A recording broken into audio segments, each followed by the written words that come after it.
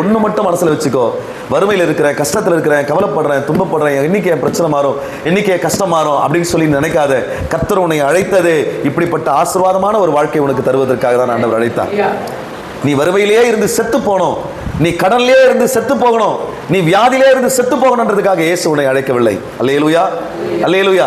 இயேசு உங்களை தேடி வந்ததற்கான நோக்கம், உங்களை சிறுமை நின்றது உபத்திரவத்திலிருந்து விடுதலையாக்கவே இயேசு தேடி வந்தார், விடுதலை கொடுக்கவே இயேசு வந்தார் என்பது உண்மை. அதனால நான் மறுபடியும் சொல்லுகிறேன், வறுமை உங்களுக்கு நிரந்தரம் அல்ல. என் இயேசு உன் வறுமையை மாற்ற வல்லவராக இருக்கிறார். அதுக்கு தான் உன்னை தேடி வந்தார். இன்னைக்கு சபையில நீங்க வந்து உட்கார்ந்து இருக்கிறதுக்கு காரணம் என்னன்னு கேட்டீங்கன்னா, கர்த்தர் உன் வறுமையை மாற்ற போகிறார் என்பதற்கான அடையாளத்திற்காக சபையில வந்து உட்கார்ந்து இருக்கிறீங்க.